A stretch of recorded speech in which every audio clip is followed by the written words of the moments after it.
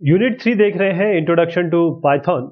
इसमें हम शुरुआत देखेंगे पाइथन की चीज़ें, बेसिक्स जानेंगे। यानी कि इस लेसन के बाद आप ग्राफिकल यूज़र इंटरफेस GUI और जो IDE है, इंटीग्रेटेड डेवलपमेंट एनवायरनमेंट, इसको हम कैसे यूज़ करेंगे पाइथन के प्रोग्राम को बनाने के लिए।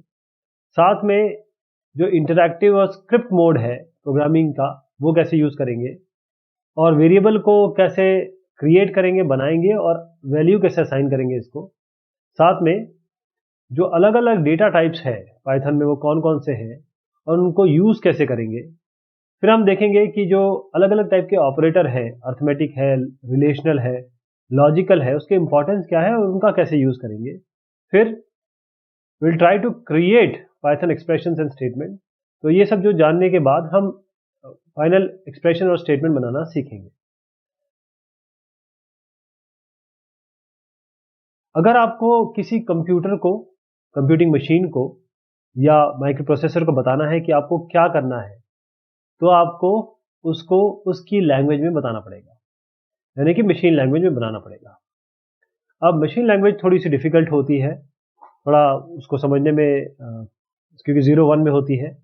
तो बहुत सारी हाई लेवल लैंग्वेज आपके पास अवेलेबल है और उनके कंपाइलर अवेलेबल है। हाई लेवल लैंग्वेज का मतलब होता है कि इंग्लिश लाइक लैंग्वेज। ये क्या करेगी, ये मशीन लैंग्वेज में आपके कोड को चेंज कर देगी। मतलब कंपाइलर होता है हर एक लैंग्वेज के पास, तो कंपाइलर इसे चेंज कर देगा मशीन लैंग्वेज में। तो हाई लेवल लैंग्वेज में, इंग्लिश लाइक में आप लिख लीजिए और कंप्यूटर इसे समझ जाएगा। तो आपको जो भी उससे करवाना है, उसके लिए आपको प्रोग्रामिंग लैंग्वेज की आवश्यकता पड़ेगी, जैसे कि बेसिक है, पास्कल है, सी है, C++, जावा है, हैस्केल है, रूबी है, पाइथन है। तो पाइथन के बारे में इसमें बात करेंगे। और अगर हम जानना चाहें कि पाइथन की टेक्निकलिटीज़ क्या है, तो आज हम इसके बारे में बात करने वाले हैं। पाइथन को बनाया था रोसम साहब ने, ग्विडो वैन रोसम साहब, ये साहब हैं। जब ये काम करते थे CWI में, यानी कि सेंट्रम विस्कोन इन्फॉर्मेटिका, जो कि national research institute for mathematics और कंप्यूटर साइंस नीदरलैंड्स में है, वहाँ ये काम करते थे। तो उन्होंने इसको बनाया था और इसको 1991 में रिलीज़ किया गया। और इसका नाम कहाँ से आया, एक BBC की कॉमेडी सीरीज थी 70s में, मॉन्टी पाइथन्स फ्लाइंग सर्कस, यहाँ से इसका नाम लिया गया। अब इसका इसका फ़ायदा क्या है, ये इतनी फेमस क्यों हो गई और आज हम इसे क्यों पढ़ रहे हैं, क्यों जान रहे हैं इसके बारे में। क्योंकि ये प्रोसीजरल अप्रोच साथ में ऑब्जेक्ट ओरिएंटेड अप्रोच दोनों ही फॉलो करती है। यानी जैसे सी था, सी लैंग्वेज, ये प्रोसीजरल लैंग्वेज थी। C++ प्रोसीजरल और ऑब्जेक्ट ओरिएंटेड का मिक्स था। जावा एकदम प्योर ऑब्जेक्ट ओरिएंटेड लैंग्वेज है। तो इनकी कुछ अच्छाइयाँ हैं, कुछ कमियाँ हैं, उन सबको जोड़ के आपके पाइथन बनाई गई। और सबसे बड़ी बात, ये फ्री है यूज करने के लिए, फ्री। इतना पॉपुलर क्यों हो गई पाइथन, क्या इसके फीचर्स ऐसे हैं। पहली चीज तो ये है कि ये स्पेसिफिक प्रोग्रामिंग लैंग्वेज नहीं है, यानी कि किसी भी काम में आने वाली है, जनरल पर्पस प्रोग्रामिंग लैंग्वेज है। इससे आप चाहे तो अपने स्कूल का सॉफ्टवेयर बना सकते हैं, इससे चाहे तो आप कोई और मोर कंप्यूटेशनल एक्टिव प्रोग्राम बना सकते हैं, इमेज प्रोसेसिंग का कार्यक्रम प्रोग्राम बना सकते हैं आप इसमें। तो साइंटिफिक या नॉन साइंटिफिक प्रोग्रामिंग दोनों में इसका यूज होता है, इसलिए इसको जनरल पर्पस प्रोग्रामिंग लैंग्वेज बोलते हैं। इसके बाद ये प्लेटफॉर्म इंडिपेंडेंट प्रोग्रामिंग लैंग्वेज है, यानी कि आप मैक में कर रहे हैं, आप विंडोज में कर रहे हैं, आप किसी AMD प्रोसेसर पे कर रहे हैं, आप किसी इंटेल प्रोसेसर पे कर रहे हैं, कोई दिक्कत नहीं है, ये आराम से काम करेगी। ये बड़ी सिंपल हाई लेवल लैंग्वेज है। सिंपल इसलिए क्योंकि क्या है, कई लैंग्वेजेस में ऐसे शब्द थे जिसको समझना, जानना और याद करना बड़ा मुश्किल था। इसमें बहुत सारे एड ऑन मॉड्यूल्स है लाइब्रेरी में, यानी कि ऐसे मॉड्यूल्स जो आप डायरेक्ट यूज कर सकते हैं, आपको खुद नहीं बनानी पड़ेगी चीजें। जो बिगनर्स हैं, जो नए सीखने वाले हैं, प्रोग्रामिंग लैंग्वेज वाले, ये उनके लिए बहुत बढ़िया है, क्योंकि ये लैंग्वेज इंटरप्रेट होती है। यानी कि क्या होता है कि जब एक कोड पूरा का पूरा आप लिख लें, मान लीजिए 10,000 लाइन का, जब इस पे कंपाइलर काम करेगा तो ये पूरा का पूरा कोड एक साथ मशीन लैंग्वेज में चेंज होगा। लेकिन वन बाय वन लाइन अगर चेंज होगी, एक लाइन लेगा कंपाइलर और उसे चेंज करेगा, फिर ये हो गया तो दूसरे पे जाएगा, इसे कहते हैं इंटरप्रेटर। कंपाइलेशन पूरे का होता है, इंटरप्रेटर जो होता है वो एक एक लाइन पे काम करता है, क्योंकि आपकी ये लैंग्वेज जिसके बारे में हम बात कर रहे हैं ये इंटरप्रेट होती है तो रिजल्ट बड़ा फास्ट आता है। जो भी प्रोग्राम्स पाइथन में लिखे जाएंगे वो बड़े आसान होते हैं, समझने में बड़ी आसानी होती है इनको। और जितने भी कस्टमाइजेबल एप्लीकेशन हैं उसमें हमेशा ये एज ए एक्सटेंशन लैंग्वेज के लिए ली जाती है, बड़ी सूटेबल है ये इस काम के लिए। और सबसे इंपॉर्टेंट बात जो हमको आपको बड़ी इफेक्ट करती है, बड़े आसानी से हम सीख सकते हैं, यूज कर सकते हैं। ये प्रोग्रामिंग लैंग्वेज देख के ही आदमी को थोड़ी सी घबराहट हो जाती है कि इसमें मैं कैसे इसको याद करूंगा, कैसे लॉजिक लगाऊंगा, वो सब प्रॉब्लम इससे थोड़ी बहुत सॉल्व हुई है। अब ये लैंग्वेज कहां कहां यूज हो रही है, कहां यूज हुई है और कितनी पॉपुलर है? Google search engine, YouTube, BitTorrent, peer to peer file sharing, ये पाइथन में लिखा गया है। Hardware testing, Intel, Cisco, HP, IBM अपनी हार्डवेयर टेस्टिंग के लिए पाइथन के प्रोग्राम यूज करते हैं। माया, बहुत जबरदस्त आपका इमेज प्रोसेसिंग और 3D सॉफ्टवेयर है, ये आप कंप्यूटर ग्राफिक्स सॉफ्टवेयर है। पाइथन स्क्रिप्टिंग एपीआई, ये माया अपने आप देता है, आप इसमें अपने कोड लिख के चेक कर सकते हैं, चीजें बना सकते हैं। आई रोबोट, ये पाइथन यूज करता है कमर्शियल रोबोट बनाने के लिए। आई रोबोट बहुत बड़ी कंपनी है जो रोबोट्स बनाती है। साइंटिफिक प्रोग्रामिंग के लिए नासा और बहुत सारे इन जैसे जो जायंट्स हैं वो पाइथन यूज करते हैं। इससे आप समझ गए होंगे पाइथन की पावर, पाइथन का यूज और हम पाइथन क्यों पढ़ रहे हैं। पहला स्टेप क्या होगा हमारा पाइथन के साथ? हम ये कह रहे हैं कि पाइथन एक प्रोग्रामिंग लैंग्वेज है और ये नहीं जान रहे कि व्हाट प्रोग्राम इज। तो सबसे पहले हम कोशिश करेंगे एक प्रोग्राम देख के, क्योंकि जब हम अप्रिशिएट करेंगे एक प्रोग्राम को कि हाँ ये पाइथन में लिखा हुआ है, और जैसे ही हम अप्रिशिएट करने लगेंगे तब हम जानेंगे कि पाइथन का पावर क्या है। और प्रोग्राम क्या होता है? प्रोग्राम सेट ऑफ इंस्ट्रक्शंस है, सीक्वेंशियल ऑर्डर में हो या आपके इटरेशन में हो या आपका जंप में हो, कंट्रोल स्ट्रक्चर्स लगे हो उसमें। तो ये सीक्वेंस ऑफ इंस्ट्रक्शन है जो आप कंप्यूटर को या कंप्यूटिंग डिवाइस को देते हैं ताकि कोई एक काम हो सके। हो सकता है ये बहुत बड़ा मैथमेटिकल साइंटिफिक कंप्यूटेशन हो या सिंपल टेक्स्ट प्रेजेंट करना हो। तो यदि आपको एक पाइथन का प्रोग्राम लिखना है तो आपको पाइथन इंटरप्रेटर अपने सिस्टम में डालना पड़ेगा, इंस्टॉल करना पड़ेगा। आईडीएलई यानी कि जीयूआई इंटीग्रेटेड, ये एक स्टैंडर्ड है जो आईडीएलई बहुत यूज होता है पाइथन के डेवलपमेंट एनवायरनमेंट की तरह। इंटीग्रेटेड डेवलपमेंट लैंग्वेज एनवायरनमेंट है ये।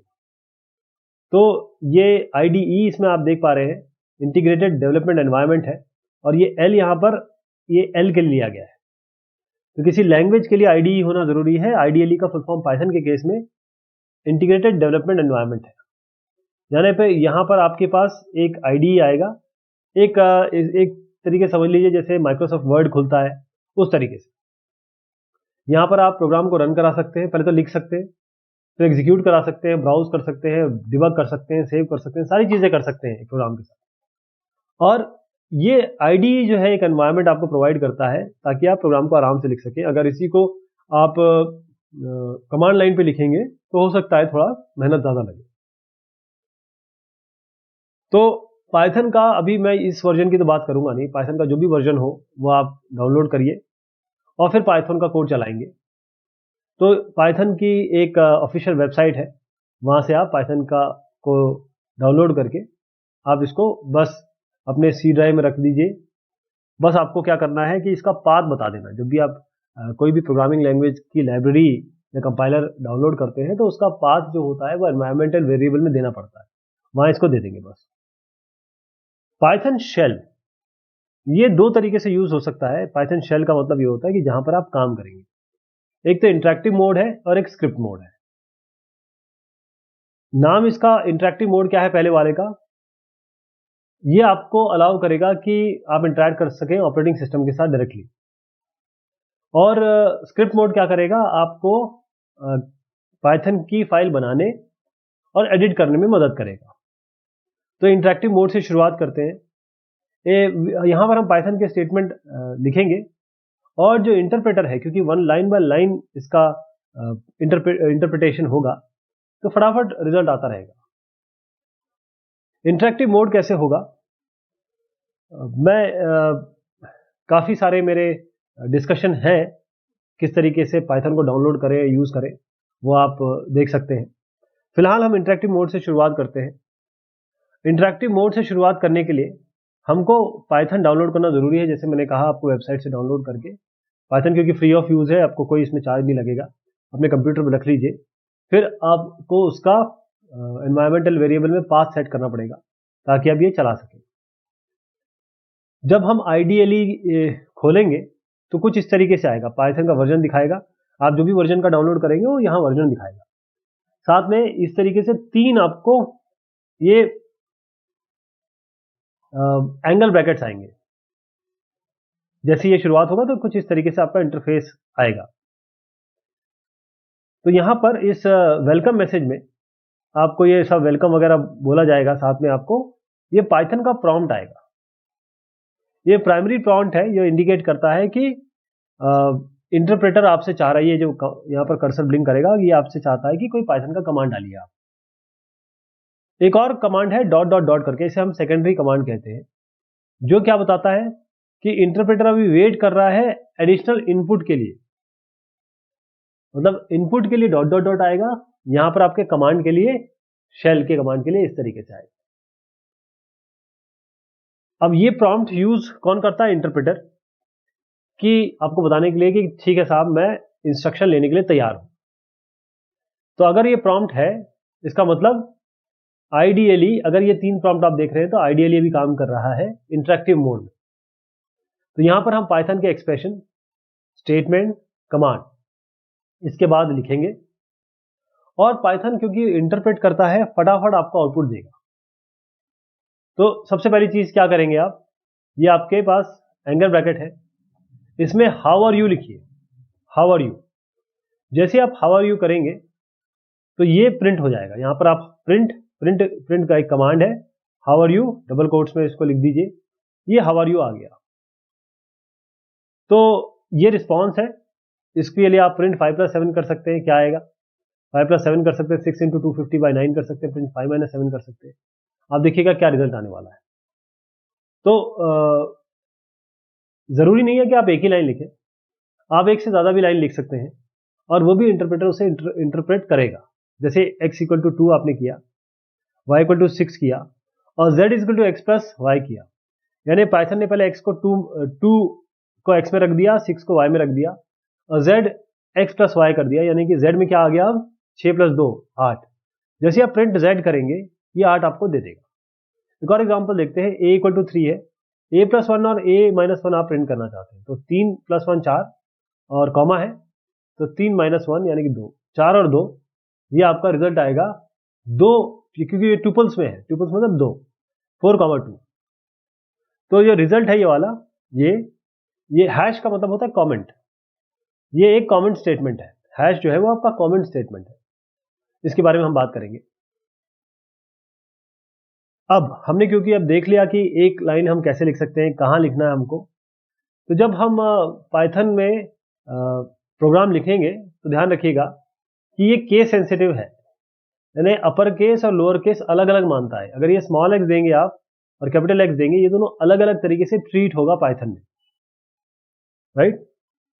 अच्छा, अब आप देखिए कि एक आपने ये वाला क्या कमांड, ये वाला था, एक मोड था आपका जो मैंने बताया था आपको, किस मोड में चला था, कौन से मोड थे आपके पास। तो ये आपका एक इंटरैक्टिव मोड है। अब देखिए एक और चीज मैं बताता हूं,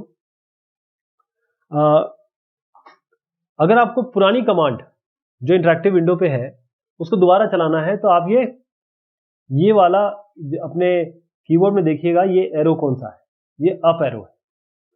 और इससे क्या होगा, आप जो आपने पहले कमांड लिखे हैं वो कमांड हिस्ट्री आएगी और आप उसमें से यूज कर सकते हैं। ऐसे अगर आप नीचे जाना चाहते हैं तो ये वाला ये यूज कर सकते हैं, मतलब की अप और डाउन, और फिर आप एंटर बटन जब जिसको आप सिलेक्ट करना चाहते हैं वहां पर एंटर दबा दीजिए। इन कीज को लेके आप जो पहले वाले कमांड्स आपने लिखे उनको रिकॉल किया जा सकता है, डिस्प्ले किया जा सकता है, और हम एडिट और रीरन भी कर सकते हैं उनको। ये कंट्रोल डी से क्या होगा, कंट्रोल डी का मतलब होता है क्विट। अगर इंटरप्रेटर से आप बाहर निकलना चाहते हैं तो कंट्रोल डी दबाएंगे, या क्विट कमांड, ये क्विट के बाद राउंड ब्रैकेट्स।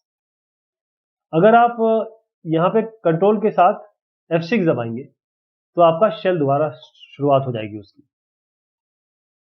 और हेल्प भी आप ले सकते हैं, क्योंकि बगैर हेल्प के थोड़ा मुश्किल होता है क्या चीज क्या काम करती है। अब जो स्मॉल प्रोग्राम, सिंपल कमांड्स या सिंपल इंस्ट्रक्शंस हमने दिए, उसके अलावा जरा इंटरप्रेटर को थोड़ा और समझते हैं कैसे।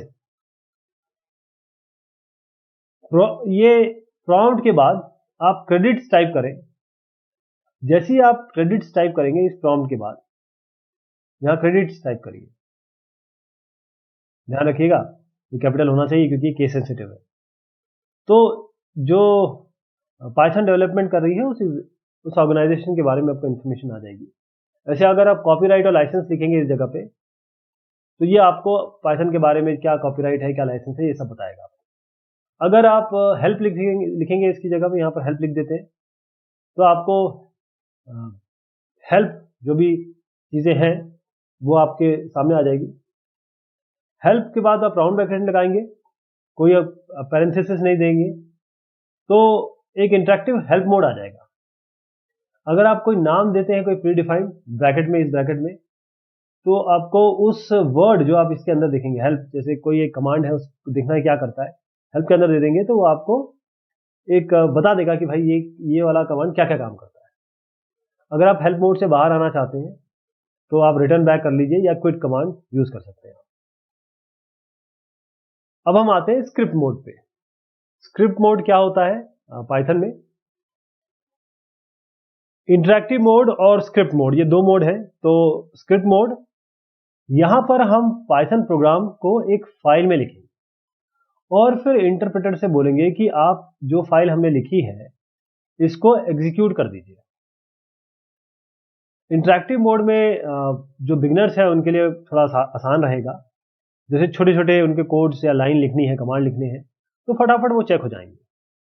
अगर आपको एक से ज़्यादा लाइनें लिखनी है तो आप कहाँ जाएंगे, आप एक फाइल बनाएंगे, उसको सेव करेंगे और उसको स्क्रिप्ट मोड में चलाएंगे। तो रिजल्ट जो इंटरप्रेटर देता है वो दोनों ही मोड में देता है, चाहे, और वो दोनों सेम होते हैं, चाहे वो इंटरैक्टिव मोड में हो या आपके स्क्रिप्ट मोड में हो।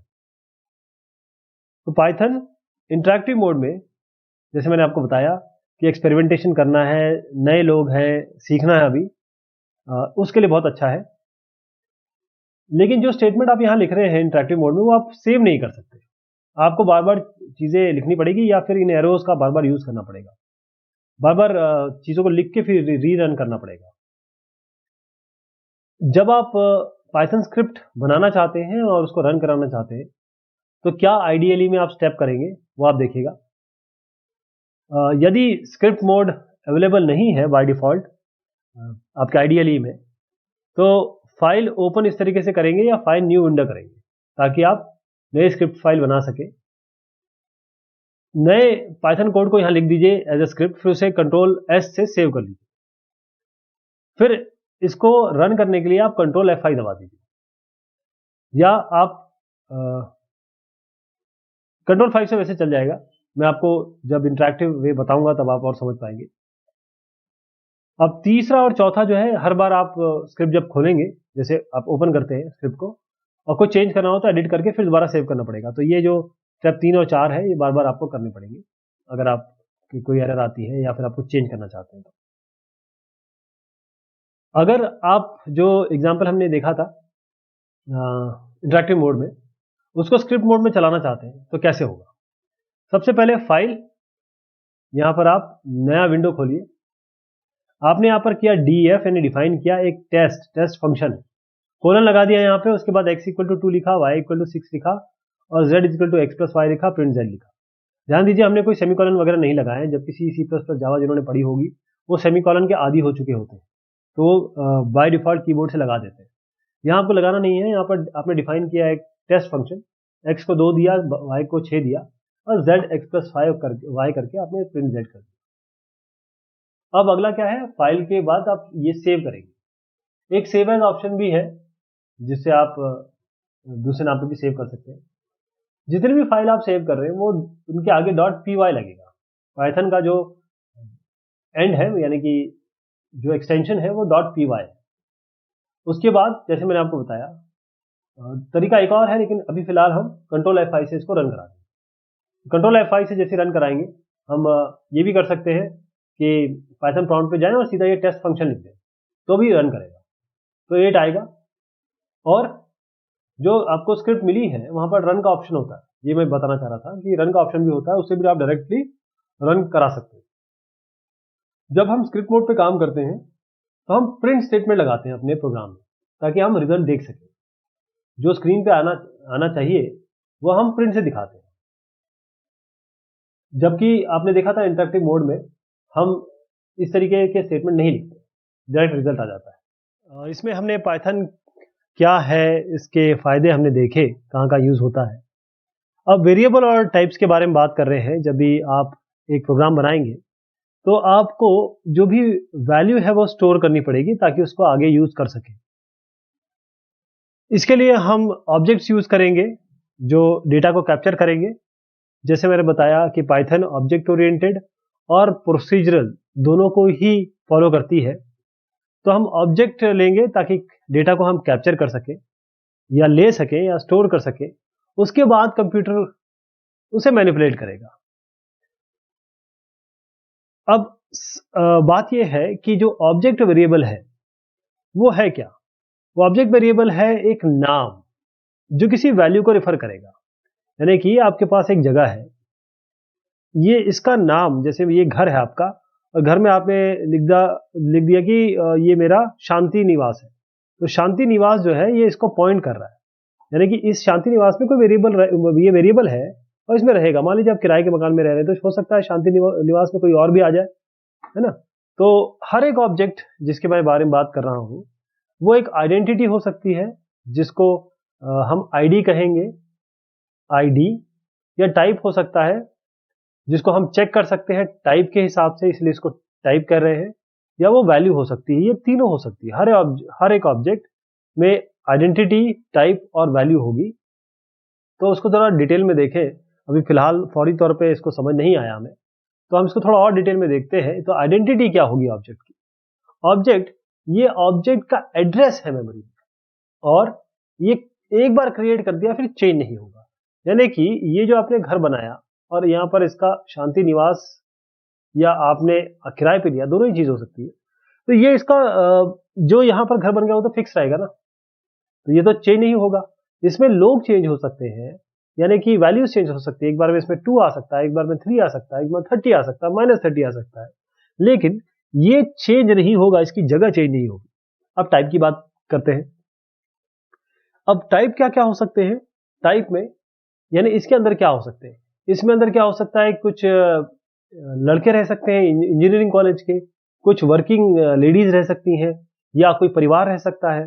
तो ये जो टाइप है या डेटा टाइप आप कहेंगे, ये सारे वो सेट ऑफ वैल्यूज हैं जो दैट एंड अलाउबल ऑपरेशंस, मतलब कुछ वैल्यूज और उन पे क्या क्या हम ऑपरेशन अलाउ कर सकते हैं। जैसे हम डेटा टाइप की बात कर रहे हैं तो नंबर्स क्या क्या हो सकते हैं? इंटीजर भी हो सकता है, डेसिमल मतलब 2 भी हो सकता है, 2.3 भी हो सकता है, कॉम्प्लेक्स भी हो सकते हैं, कॉम्प्लेक्स मतलब a+ib फॉर्म में भी हो सकते हैं, और उसके बाद आपका कुछ भी नहीं हो सकता। ये भी इसमें एक पॉसिबिलिटी है कि कुछ भी ना हो। डेटा टाइप में आपके सीक्वेंसेस हो सकते हैं, जो स्ट्रिंग्स, जैसे ये मान लीजिए मैंने ये अलाउबल ले लिया तो इसमें a, l, l ये कैरेक्टर्स है, उस पूरे को मैं स्ट्रिंग बोलूंगा। ऐसी ट्यूपल्स है जो 2 के कॉम्बिनेशन हो गए, 2, 3 लिख दिया, a, b लिख दिया, तो ये ट्यूपल्स है। लिस्ट है, यानी कि पूरी एक मान लीजिए आपके शहर की लिस्टिंग दे दी आपने, अपने आसपास एनसीआर के शहरों की लिस्टिंग दे दी। ऐसी सेट्स रख सकते हैं, सेट्स हो सकते हैं डेटा टाइप्स। ऐसी मैपिंग्स हो सकती है जिसमें हम डिक्शनरी की बात करेंगे। तो आइडेंटिटी जो है इसकी फिक्स रहेगी, टाइप अलग अलग होंगे, अलग अलग ये जो टाइप आप देख पा रहे हैं, और ये पूरी तरीके से डिपेंड करता है कि आप उन पे क्या क्या ऑपरेशन कर सकते हैं। तो नंबर की बात शुरू करते हैं, एक एक करके इनको लेंगे, यहाँ से शुरुआत करते हैं नंबर्स और एक एक करके हम आगे जाएंगे। तो नंबर क्या है? नंबर ये न्यूमेरिकल वैल्यू रखेंगे। जैसे मैंने आपको बताया 2.3 भी हो सकता है, -3 भी हो सकता है, तो ये न्यूमेरिकल वैल्यू रखेंगे। इसका मतलब ये डेटा टाइप इम्यूटेबल है। इसका मतलब क्या होता है? ये जो वैल्यू है इसकी आप चेंज नहीं कर सकते, इसको हम बाद में बात करेंगे। और 3 टाइप के अलग अलग टाइप होते हैं इसमें। एक तो इंटीजर और लॉन्ग, फ्लोट या फ्लोटिंग टाइप, यानी कि इंटीजर लॉन्ग 2 मान लीजिए, ये 2.3 मान लीजिए, कॉम्प्लेक्स A+IB फॉर्म में।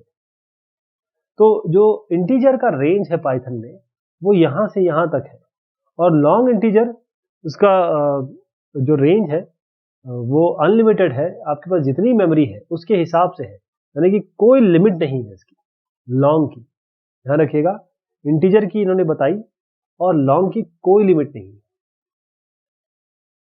इंटीजर्स क्या है? वो होल नंबर्स होते हैं जिसके आगे आपका साइन होगा। जैसे अगर मैं नंबर लाइन बनाने की कोशिश करूं तो 0 है यहाँ पर, 1 2, और यार आप इनफाइनाइट तक चले जाए, -1 -2 इनफाइनाइट तक चले जाए, ये सारे जो नंबर्स आपको नंबर लाइन पे दिख रहे हैं इस तरीके से होल नंबर्स हैं और साइन लिए हुए हैं, इनको हम कहेंगे कि ये इंटीजर्स है। अब ये जो अलग अलग आपके डेसिमल डिजिट्स है, देखिए डेसिमल डिजिट्स है 0 से लेकर 9 तक ये अपने वैल्यू ले रहे हैं, साथ में साइन भी है। जब आप अपनी किताब या कॉपी में बड़ा नंबर लिखते हैं, तो जैसे मान लें 2000 लिखना है तो इसको मैं क्या कर दूंगा, कॉमा लगा दूंगा। लेकिन जब आप बड़ा इंटीजर लिखेंगे, मान लीजिए इस तरीके से आता है, तो कॉपी में तो ठीक है, यहाँ पर आपको जब आप पाइथन में करेंगे तो या किसी भी प्रोग्रामिंग लैंग्वेज में आपको कॉमा नहीं लगाना है यहाँ पे। और सबसे बड़ी बात, जैसे आपने लिख दिया 236, आपने कहा 4 में लिख देते हैं, चलो 0236 है, ये हमारा रोल नंबर टाइप कुछ बन जाएगा।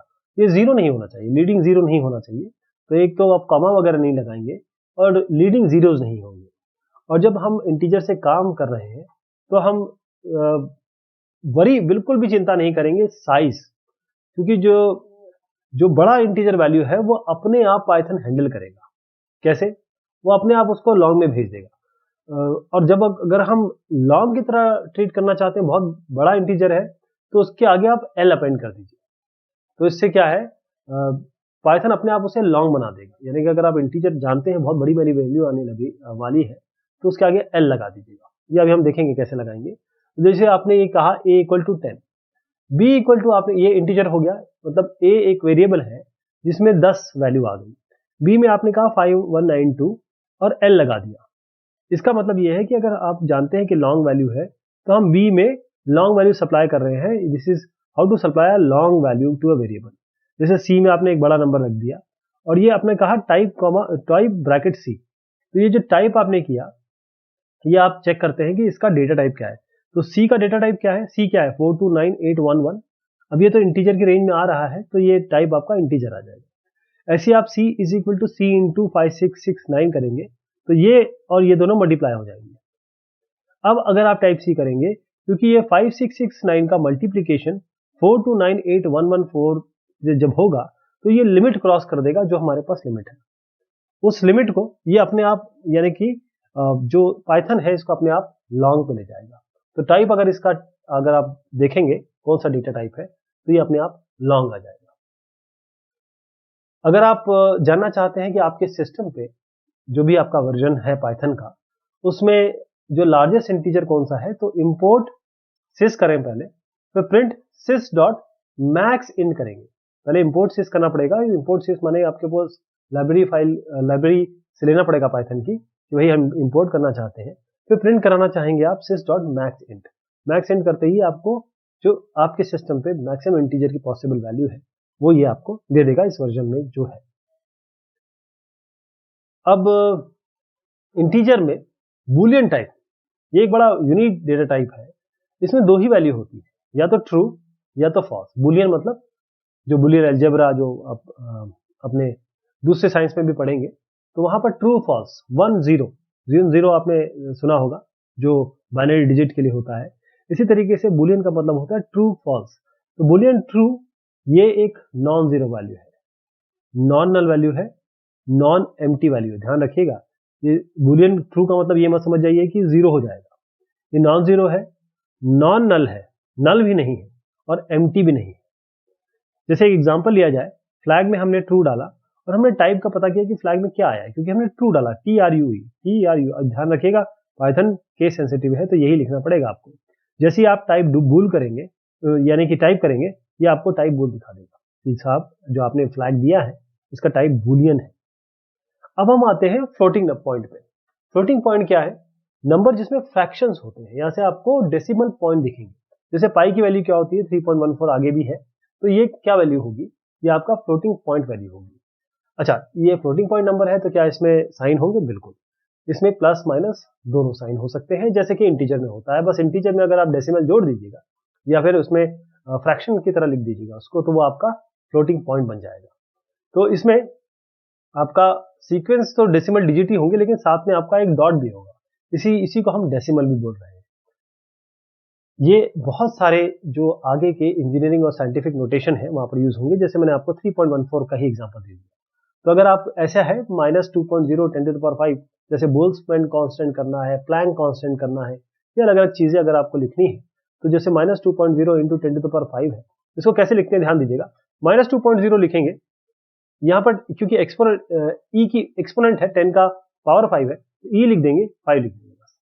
अब यहाँ माइनस है तो इसी को क्या करेंगे, 2 लिख देंगे, 2.0, क्योंकि ये डेसिमल 2.0 लिखेंगे, ई लिखेंगे और -5 कर देंगे। इसका मतलब ही ये है कि 2.0 इंटू 10 की पावर -5। अगर ये देखिए y इज इक्वल टू 12.36, अगर आप कोई भी डेसिमल वैल्यू या फ्लोटिंग पॉइंट लगते हैं पाइथन में, तो उसमें जो प्रिसीशन वैल्यू होगी वो 53 बिट्स होगी, 53 तक जाएगा, उसके बाद वो छोड़ देगा, यानी कि कितने इसके बाद आने वाले हैं, तो प्रिसीशन बिट है वो 53 तक दे सकते हैं आप। अब हम आते हैं कॉम्प्लेक्स नंबर पे। कॉम्प्लेक्स मतलब a+ib फॉर्म में। तो इसमें ये रियल पार्ट होता है, ये आपका इमेजिनरी पार्ट होता है। i जो होता है, i² जो होता है वो -1 होता है, यानी i आपका √-1 होता है। तो कॉम्प्लेक्स नंबर ये दो फ्लोटिंग पॉइंट वैल्यू को जोड़ के बनाया गया है। एक इसमें रियल है, एक आपका इमेजिनरी पार्ट है। और अगर आपको डिफरेंट अलग अलग पार्ट लेने हैं जो वेरिएबल ऑब्जेक्ट के, जो x आप बात कर रहे हैं, तो हम x डॉट रियल करेंगे और x dot image image, x dot real, x dot image। तो इमेजिनरी पार्ट जो नंबर का है उसे हम j से रिप्रेजेंट करेंगे, i से नहीं करेंगे। यानी हम जो मैं अभी a+ib फॉर्म बता रहा था, जो हमने मैथमेटिक्स में पढ़ा हुआ है, यहाँ पर हम 1+, जैसे अगर हमको 1 प्रेजेंट करना है तो 1+0j फॉर्म में करेंगे, j लिखेंगे i की जगह। तो यहाँ पर 0 हमें बता रहा है कि ये इमेजिनरी पार्ट है। तो अगर हमने x को लिया 1+0j, तो x को हमने क्या बना दिया, x हमारा इमेजिनरी हो गया। अगर आप प्रिंट करेंगे x डॉट रियल तो 1 प्रिंट होगा, 1.0, क्योंकि मैंने जो बताया कि ये दो फ्लोटिंग पॉइंट का कॉम्बिनेशन है, तो 1.0 आएगा, 1 नहीं आएगा, 1.0 आएगा। x डॉट इमेज करेंगे तो 0.0 आएगा, जो इसका j का कोएफिशिएंट आपको दिख रहा है। इसी तरीके से y is equal to 9 - 5j अगर आप करेंगे, तो प्रिंट अगर आप करेंगे y डॉट रियल तो 9.0 आएगा। y डॉट imag, इमेजिनरी के लिए ये इसको मैं हटा देता हूँ, imag कर दीजिए, बस कंफ्यूजन हो जाएगा, इसको imag करिए। y डॉट imag करेंगे तो आपका -5 तो आएगा ही आएगा, साथ में 0.0 हो जाएगा, क्योंकि ये फ्लोटिंग पॉइंट है। अब नन मतलब कुछ भी नहीं, ये बड़ा स्पेशल डेटा टाइप है जिसकी एक सिंगल वैल्यू होगी। इसका मतलब ये है कि ये बताता है कि एब्सेंस ऑफ वैल्यू या फॉल्स, किसी भी सिचुएशन में अगर गलत कुछ हो गया है या वैल्यू नहीं आई है, तो उसके लिए हम नन का यूज करेंगे। ये जब आगे हम देखेंगे तो एग्जांपल में आएगा ये। अब सीक्वेंस की बात करें तो सीक्वेंस क्या है, ऑर्डर्ड कलेक्शन आइटम्स का, जिसमें पॉजिटिव इंटीजर से इंडेक्सिंग होगी। ये कॉम्बिनेशन है म्यूटेबल और नॉन म्यूटेबल डेटा टाइप्स का। 3 टाइप के आपके सीक्वेंस डेटा अवेलेबल है पाइथन में, एक स्ट्रिंग्स है, एक लिस्ट है, एक ट्यूपल्स है। स्ट्रिंग क्या है, ये ऑर्डर्ड सीक्वेंस है लेटर्स और कैरेक्टर्स का। जैसे स्ट्रिंग अपने आप में खुद ही स्ट्रिंग है, STRING, ये ऑर्डर्ड सीक्वेंस है लेटर्स का। इसमें लेटर कौन कौन से हैं, कैरेक्टर्स कौन कौन से हैं, STRING। ये हम डबल कोट्स में भी रख सकते हैं और सिंगल कोट्स में भी रख सकते हैं। जो कोट्स है ये इसके पार्ट नहीं बनेंगे। अगर मैं स्ट्रिंग को इस तरीके से कर दूं तो ये पार्ट नहीं बनेगा। ये केवल कंप्यूटर को बताएगा, क्योंकि हम कंपाइलर यूज करेंगे या इंटरप्रेटर यूज करेंगे, आई एम सो सॉरी, क्योंकि इंटरप्रेटर होता है पाइथन का।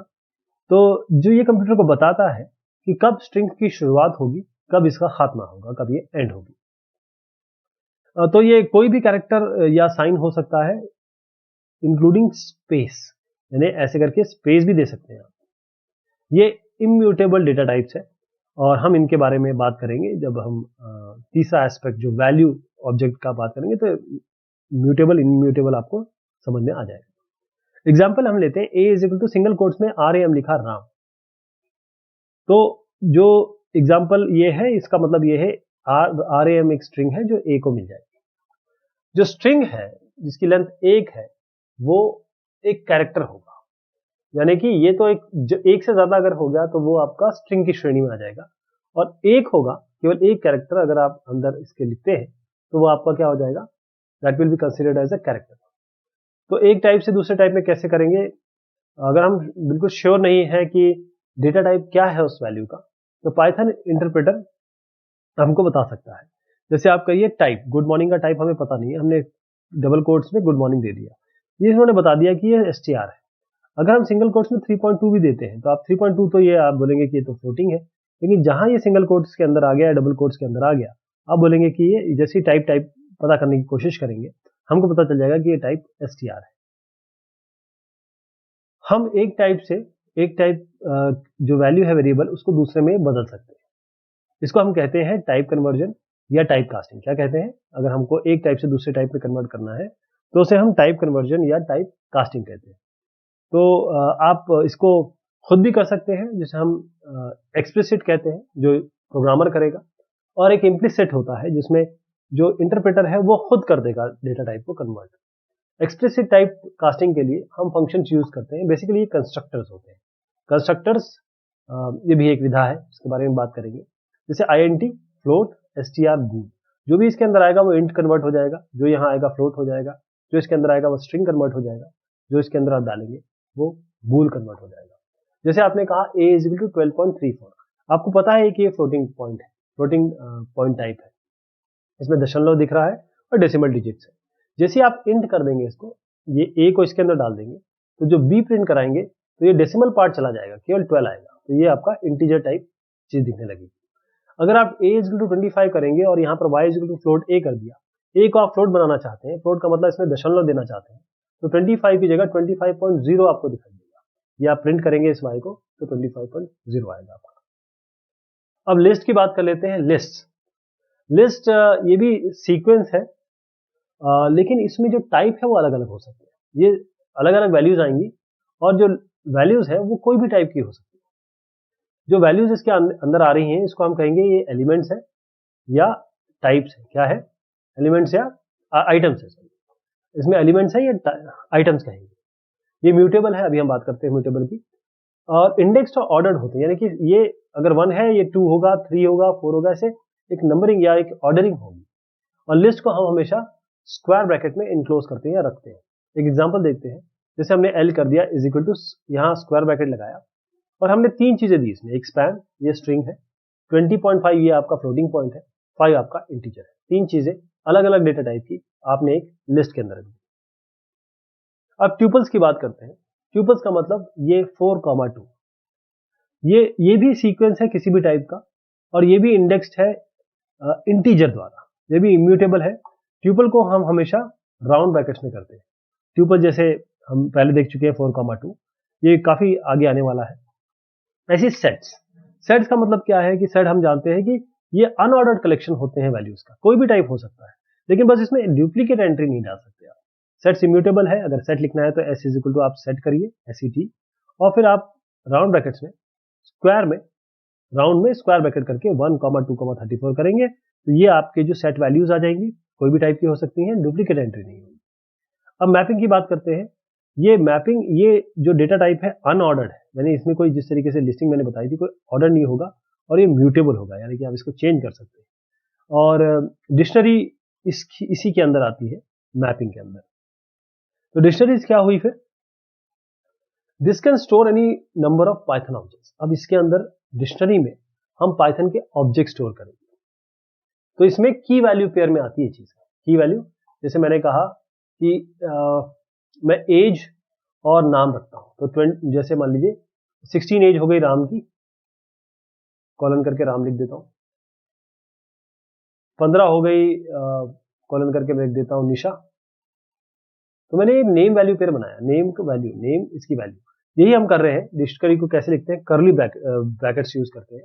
की वैल्यू पेयर्स होगी, जैसे 1 है कोलन ए, तो 1 कोलन ए, तो ये आपका की वैल्यू पेयर बन गया है। इसी तरीके से कॉमा लगा के दूसरा लिखेंगे 2 कोलन बी, ऐसे चलता चला जाएगा। ये आपका डिक्शनरी होगा। तो ये आपके पाइथन को के ऑब्जेक्ट्स को रख रहा है। अब वैल्यू क्या होगी ऑब्जेक्ट की या वेरिएबल की? अगर आपको किसी वेरिएबल में वैल्यू देनी है या बाइंड करना है तो हम असाइनमेंट ऑपरेटर यूज करते हैं। इसका मतलब होता है कि we are trying to build a variable, हम वेरिएबल बनाने की कोशिश कर रहे हैं। जैसे हमने पाई इज इक्वल टू 31415 कर दिया, तो यहां पर हमने पाई को बाइंड कर दिया 31415 से, तो वैल्यू जो राइट हैंड साइड की है वो पाई को मिल जाएगी, जो न्यूली क्रिएटेड आपका वेरिएबल होगा पाई। म्यूटेबल और इम्यूटेबल वेरिएबल्स। म्यूटेबल वेरिएबल का मतलब ये होता है वो वेरिएबल जिनकी वैल्यू चेंज होगी, जबकि इम्यूटेबल वेरिएबल वो होते हैं कि जिनकी value will not happen in place. ये इन प्लेस में आपको बताता हूं अभी। यानी कि कोई भी वेरिएबल अगर अपनी वैल्यू चेंज नहीं करता या करता है, अगर वो कर सकता है तो उसे म्यूटेबल कहेंगे, और अगर इम्यूटेबल आप वेरिएबल कह रहे हैं तो वो अपनी वैल्यू चेंज नहीं करेगा। अगर आप मॉडिफाई करना चाहते हैं इस इम्यूटेबल वेरिएबल को, तो आपको इस वेरिएबल को दोबारा बनाना पड़ेगा, रीबिल्ड करना पड़ेगा। जैसे आपने x को 5 दिया, अब हो क्या गया कि x रिफर कर रहा है ऐसी जगह जहां पर 5 रखा है, यानी x इज रेफरिंग टू 5। अब आपने क्या किया, y में x को डाल दिया, यानी x में क्या था 5, और y में अब आप मानेंगे कि ये 5 आ गया। इसका मतलब ये हुआ कि इसी जगह पे x भी पॉइंट कर रहा है और y भी पॉइंट कर रहा है। इसका मतलब ये हुआ। अब बाकी प्रोग्रामिंग लैंग्वेज, जो इनिशियल प्रोग्रामिंग लैंग्वेजेस हमने देखी है, C++, इसमें अगर हमने y को असाइन कर दिया x, तो क्या हो रहा है कि वो x तो ये कर रहा है, y एक वेरिएबल बनता है, यहां पर 5 होता है, और y में अगर जैसे आप x की वैल्यू डालते हैं तो क्या हो जाएगा कि इसमें 5 आ जाएगी। यहां पर इस स्टेटमेंट में ये जो हमने किया, यहां पर x और y दोनों 5 को पॉइंट कर रहे हैं, रेफर कर रहे हैं। अगर हम x को x प्लस y बोलेंगे तो क्या आएगा, ये x इंटीजर है, इम्यूटेबल टाइप, इसको आपने रीबिल्ड कर दिया। यानी क्या किया कि जब हमने x में 5 लिया और y में भी 5 डाल दिया, तो x प्लस वाई कितना हो गया 10। तो x को जब हमने 10 दिया तो इसको हमने रीबिल्ड किया। x इंटीजर है, इम्यूटेबल टाइप है, तो इसलिए इसको रीबिल्ड किया हमने। जो आपने स्टेटमेंट देखा, जो एक्सप्रेशन था दाएं हाथ पे, वो 10 बनाएगा और वो असाइन हो जाएगा x को, यानी x is equal to x plus y. जब हमने 5 और 5 जोड़ा तो x में आ गया 10, तो x रिबिल्ड हो गया 10 में। अभी y में क्या है, y अभी भी किसको पॉइंट कर रहा है, 5 को। ये चीज आपको जाननी जरूरी है। अब जरा वेरिएबल के बारे में जब इतना हमने जान लिया, तो इसकी नेमिंग के बारे में देखें। वेरिएबल का नाम कैसे होगा, और वो मीनिंगफुल होने चाहिए। पहली चीज तो नाम, आप उसके लिए कोई लिमिटेशन नहीं है, कितना भी बड़ा दे सकते हैं आप। और A to Z, यानी small a to small z, capital A to capital Z, 0 से 9 और अंडरस्कोर। ये ध्यान रखिएगा कि नंबर से शुरुआत नहीं हो सकती, यानी कि आप इनमें से कोई भी ले सकते हैं, इनमें से कोई भी ले सकते हैं और अंडरस्कोर ले सकते हैं। इनमें से किसी से भी एक को लेके आप शुरुआत कर सकते हैं, लेकिन कभी भी नंबर से शुरुआत नहीं हो। जो कीवर्ड हम अभी बात करेंगे आगे, कोई भी ऐसा वेरिएबल नहीं बनाएंगे जो कीवर्ड हो। मतलब कीवर्ड का नाम और वेरिएबल का नाम नहीं हो सकता। तो अच्छी प्रैक्टिस क्या है, जब भी आप नाम दे वेरिएबल का, नाम मीनिंगफुल होना चाहिए। जैसे कि अगर आप सिंपल इंटरेस्ट देते हैं तो सिंपल अंडरस्कोर इंटरेस्ट दीजिए। इस तरीके से देंगे तो थोड़ा ठीक रहेगा, इससे पता चल जाएगा कि आप सिंपल इंटरेस्ट की बात कर रहे हैं। शॉर्ट रहे, कॉन्साइज रहे, मीनिंगफुल रहे। लोअर केस में लिखा जाता है, ये कन्वेंशन है, लोअर केस में हम लिखते हैं इसको। कीवर्ड्स, पाइथन में कीवर्ड्स कौन कौन से होते हैं? पाइथन इंटरप्रेटर कुछ वर्ड्स को रिकॉग्नाइज करता है और वो वर्ड्स होते हैं कीवर्ड्स उस प्रोग्राम के स्ट्रक्चर के लिए। जैसे अगर कहीं पे इंपोर्ट रखा हुआ है या इंपोर्ट लिखा हुआ है, तो इंटरप्रेटर इस इंपोर्ट से समझेगा कि मुझे कुछ इंपोर्ट करना है। इसकी मीनिंग है, हर एक शब्द यहां जो आपको दिख रहा है या कीवर्ड जो आपको दिख रहा है, उन सबकी एक मीनिंग है इंटरप्रेटर के लिए। इसीलिए आप जो वेरिएबल है उनके नाम ये नहीं रख सकते जो आपको यहां से यहां तक, इधर से इधर तक दिख रहे हैं। किसी भी पर्पस के लिए आप इसको यूज नहीं कर सकते। तो कुछ जो कीवर्ड्स हैं वो यहां पर आप देख पा रहे हैं। वाइल है, इंपोर्ट प्रिंट है, कंटिन्यू है, डिफिनेशन के लिए है, लैम्डा है, फाइनली है। ये ध्यान रखिएगा, वेरिएबल तब क्रिएट हो जाता है जब उसको आप असाइन करेंगे वैल्यू। वेरिएबल तब क्रिएट होगा जब उसमें वैल्यू असाइन करेंगे। अगर किसी एक्सप्रेशन में आप वेरिएबल यूज करना चाहते हैं तो बगैर वैल्यू को असाइन किए नहीं यूज करेंगे, नहीं कर पाएंगे। वेरिएबल यहां पर पाइथन में एक ऑब्जेक्ट है, इसीलिए इसको पहले they are never declared ahead of time. क्योंकि ऑब्जेक्ट है तो ये पहले से आप बना के नहीं रख सकते। ऑपरेटर और ऑपरेंड्स, ऑपरेटर और ऑपरेंड्स क्या होते हैं? जैसे मैंने लिखा x प्लस वाई, इसमें जो ऑपरेंड्स हैं वो x और y हैं, ये ऑपरेटर है, यानी कि इन दोनों के, इन ऑपरेंड्स के बीच में ये ऑपरेटर का काम करेगा, कुछ ऑपरेट करेगा, यानी कि एडिशन का काम करेगा।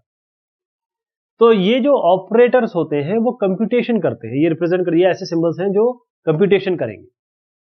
ये कहां आप अप्लाई कर सकते हैं? इन ऑपरेंड्स में। ये ऑपरेंड्स आपकी वैल्यूज भी हो सकती हैं, वेरिएबल भी हो सकते हैं। जैसे अगर मैं इसको 2 + 3 लिख दूं तो ये वैल्यूज हो जाएंगी। x + y लिखा, x वेरिएबल है, y वेरिएबल है। और अलग अलग डेटा टाइप पे यही आपके जो प्लस, जब मैं आपको बता रहा हूं, ऐसे और भी हमारे पास ऑपरेटर्स हैं, तो ये अलग अलग डिफरेंट टाइप पे अलग अलग काम करेंगे। जब हम यहां पर एक इस तरीके से लिख देते हैं, ऑपरेटर जब इन ऑपरेंड्स पे लगाया जाता है तो हम इसको या इसको हम एक्सप्रेशन कहने लगेंगे। तो ऑपरेटर्स को हम किस कैटेगरी में डाल सकते हैं? अर्थमेटिक है, रिलेशनल है, लॉजिकल है, असाइनमेंट। जो वैल्यू है या वेरिएबल है, ये वैल्यू है, ये वेरिएबल है, जब इसको यूज करते हैं हम ऑपरेटर के साथ तो इनको हम ऑपरेंड्स कहने लगते हैं। ये पार्शियल लिस्ट है जो ऑपरेटर्स अवेलेबल है। जैसे ये प्लस मैंने अभी आपको बताया, एडिशन के लिए, यानी 54 + 45 करेंगे तो 100 आएगा। इसी तरीके से जब ये नंबर ऐड हो रहे हैं तो 100 आएगा, लेकिन जब आप स्ट्रिंग को ऐड करेंगे तो ये गुड मॉर्निंग कॉन्कैटिनेशन का काम करेगा। ऐसे ही सब्ट्रैक्शन है, सब्ट्रैक्शन हो रहा है यहां पर। ऐसे मल्टीप्लिकेशन है, अगर आप 55 को 45 से करेंगे तो 2475 आएगा, लेकिन अगर एक स्ट्रिंग को 3 बार मल्टीप्लाई करेंगे तो गुड, ये जो स्ट्रिंग है ये 3 बार आ जाएगी आपके पास। ऐसे डिवीजन को देखिएगा, डिवीजन में जो आप डिवीजन कर रहे हैं, अगर आप दोनों यहां पर आपके पास इंटीजर है तो इंटीजर आएगा। इनमें से एक भी आपका अगर ऊपर का मतलब न्यूमरेटर या डिनोमिनेटर कोई भी फ्लोटिंग पॉइंट है तो ये फ्लोटिंग आंसर आएगा। इसी तरीके से 28/3, क्योंकि ये इंटीजर है, आपका 9 आएगा, क्योंकि 3 9 27 आता है और एक इसमें बच जाएगा। लेकिन जो डिवीजन के बाद वैल्यू आएगी रिमाइंडर को छोड़ के, वही यहां पर दिखाई देगी। ऐसे रिमाइंडर या मॉडुलो है। अभी हमने देखा कि जब हमने 28 3 से डिवाइड किया तो क्या बनता है? 3 9 27 बचा 1। तो यहां पर डिवीजन ऑपरेटर में तो ये दिखा दिया, अब ये अगर एक चाहिए आपको रिमाइंडर चाहिए तो उसके लिए रिमाइंडर या मॉड्यूलो ऑपरेटर है। ये परसेंट साइन से दिखाया जाता है। 17 अगर मॉड्यूलो करेंगे 5 से, 5 दिया 15 बचा 2, जो बचेगा वो रिमाइंडर है। 23 2 इंटू 11 इज 22, एक बचेगा वो आपका रिमाइंडर आ जाएगा। और इसी तरीके से मैं जो डिवीजन बता रहा था आपको वो इम्प्लीमेंटेशन डिपेंडेंट है, लेकिन उससे पहले हम ये एक्सपोनेंशिएशन की बात करते हैं, यानी x to the power y। तो 2 की घात 3 या 2 की पावर 3 करेंगे तो 8 आएगा। 16 टू द पावर 0.5 करेंगे यानी 16 की पावर हाफ, यानी कि हम रूट 16 की बात कर रहे हैं, तो 4.0 आएगा क्योंकि ये 0.5 है। इसी तरीके से 2 टू द पावर 8 256 होता है। ये है इंटीजर डिवीजन। इंटीजर डिवीजन का मतलब ये है, जो 2 आप यहां पर देख पा रहे हैं ये इंटीजर डिवीजन है, यानी कि आप जब 2 को 2 तिया 6 3.0, 2 1 जा 2 ये 1, तो ये इंटीजर डिवीजन है। रिलेशनल ऑपरेटर की बात करें तो जो भी रिलेशन बताते हैं कौन किससे बड़ा है कौन किससे छोटा है, ये रिलेशनल ऑपरेटर होते हैं। जैसे ये लेस देन है, लेस देन का मतलब अगर 7 10 से छोटा है तो ये ट्रू बताएगा, तो इसकी वैल्यू जो आनी है वो आपकी बूलियन में आएगी, और बूलियन की वैल्यू जो होती है इसमें वो या तो ट्रू होगी या फॉल्स होगी। तो 7 3 से छोटा है तो ट्रू आएगा, 7 5 से क्योंकि छोटा 5 7 से बड़ा नहीं है, या आप दाएं हाथ के हिसाब से अगर समझे तो ये फॉल्स हो जाएगा। इसी तरीके से 10 7 से बड़ा है 15 से छोटा है, ट्रू आ जाएगा। लेकिन अगर आप यहाँ एंड ऑपरेटर लगा के करेंगे, ये 7 10 से छोटा है, बिल्कुल सही है, ये ट्रू हो गया। और ये आपका 10 15 से छोटा है, ट्रू। तो दोनों अगर ट्रू होंगे तभी एंड में ट्रू आएगा। एंड ऑपरेटर इसका एक डॉट प्रोडक्ट मान लीजिए, टी होगा तभी ट्रू आएगा, एक भी फॉल्स होगा तो यहाँ पर फॉल्स आ जाएगा। ऐसे अगर आप हेलो को लेस देन गुड बाय करेंगे तो आप देखिए A B C D E F G H, तो G H A B C D E F G H यानी एच जी के बाद आता है, यानी एच बड़ा, ये वाला जो है स्ट्रिंग में अगर पहले की वैल्यू ले, इसकी एस की वैल्यू देखी जाती है, उसका डिफरेंस निकाला जाता है, तो एच और जी में एच बड़ा है, लेकिन यहाँ क्योंकि छोटे का साइन दिया हुआ है, अगर ये लेस देन साइन है तो ये फॉल्स आएगा, अगर यही ग्रेटर देन साइन होता तो ये ट्रू आता। Goodbye less than hello, अब देखिए ये जी आ गया ये एच आ गया, अब बिल्कुल ठीक है, अब एच बड़ा हो गया जी से, ट्रू हो गया। अगर मान लीजिए यहाँ एक ही कैरेक्टर है, मतलब सेम कैरेक्टर है, फिर कैसे करेंगे? अगर यहाँ पे हेलो और यहाँ पर हेल होता है HELL, तब कैसे होता है? एच तो कैंसिल आउट हो जाएंगे, ई फिर ई कैंसिल हो जाएंगे, फिर एल कैंसिल आउट हो जाएंगे, फिर ओ देखा जाएगा, तो उसके हिसाब से ट्रू या फॉल्स बनेगा। तो जो जो चीजें सेम है उनको तो छोड़ दिया जाता है, क्योंकि उनका डिफरेंस एस की वैल्यू का डिफरेंस 0 हो जाता है। जो बड़ा है इसका मतलब उसको उस टेबल में, एस्की के टेबल में, या उसके नंबर्स जो होते हैं, जो बाद में आएगा उसका नंबर बड़ा होगा, जो उसका रिप्रेजेंटेशन है एस्की में या किसी भी डिजिटल रिप्रेजेंटेशन में, तो उससे ये ट्रू और फॉल्स आता है। ऐसे अगर आप ग्रेटर की बात करेंगे, ग्रेटर देन बोलेंगे, तो 7 5 से बड़ा है तो सही हो जाएगा, लेकिन 10 10 से छोटा है ये गलत हो जाएगा। हेलो आप बोलेंगे गुड बाय से बड़ा है, तो मैंने जैसे आपको यहाँ बताया कि ग्रेटर होता तो ट्रू आता, तो ये ट्रू आ गया। लेकिन अगर आप गुड बाय को इसको लेस की जगह ग्रेटर कर देंगे तो जी तो एच के बाद आता है, मतलब A B C D E F G H, H G के बाद आता है, तो इसमें यहाँ पर आप बोलेंगे जी बड़ा एच से, नहीं, एच बड़ा है क्योंकि एच बाद में आता है, तो ये फॉल्स हो जाएगा। ऐसे less than equal to is less than equal to, ये क्या आएगा? ये 2 या तो 5 से छोटा है या उसके बराबर है, तो क्योंकि ये लेस देन इक्वल टू में यहां पर लेस देन का भी साइन है, इक्वल टू का भी साइन है, मगर ये अगर ये 5 होता तो भी आपका 5 लेस देन इक्वल टू में 5 में ट्रू आता, 2 लेस देन इक्वल टू 5 में भी ट्रू आएगा। ऐसे अगर आप यहां पर देखेंगे हेलो इज लेस देन और इक्वल टू गुड बाय, तो यहां पर हम क्या करेंगे? एस की वैल्यू देखेंगे, ये इससे लेस है, A B C D E F G H, ये तो बड़ा हो गया, और बराबर भी नहीं है, तो देखिएगा इसका क्या उत्तर आएगा, इसका फॉल्स आएगा, इसका ट्रू आएगा। यहीं पर अगर हम गुड बाय को less than equal to hello कर दें, तो लेस देन मतलब A B C D E F G H, ये तो इससे छोटा है, जी एच से छोटा है, तो मतलब अगर आप अल्फाबेटिकली भी गिनेंगे तो भी ये ट्रू आएगा। इसी तरीके से 7 लेस देन इक्वल टू 4, ना तो 7 4 से छोटा है ना ही बराबर है, तो ये फॉल्स हो जाएगा। इसी तरीके से यही हम कॉन्सेप्ट यहां लगाएंगे ग्रेटर देन और इक्वल टू में। ग्रेटर देन और इक्वल टू का मतलब ये होता है कि 10 क्या 10 से बड़ा है या बराबर है, क्योंकि ये बराबर है इसलिए ट्रू आ जाएगा। क्या 10 12 से बड़ा है, ये तो गलत हो गया। क्या 10 12 से बराबर है, ये भी गलत हो गया, तो फॉल्स हो जाएगा। इसी तरीके से ABCDEFG H है ना, तो H क्या G से बड़ा है, H G से बड़ा है ही तो या बराबर है। मान लीजिए यहाँ पर H होता, गुड बाय एक शब्द इजाद कर रहा हूं, H होता तब आप क्या करते, तो इसको आप बराबर कर सकते थे।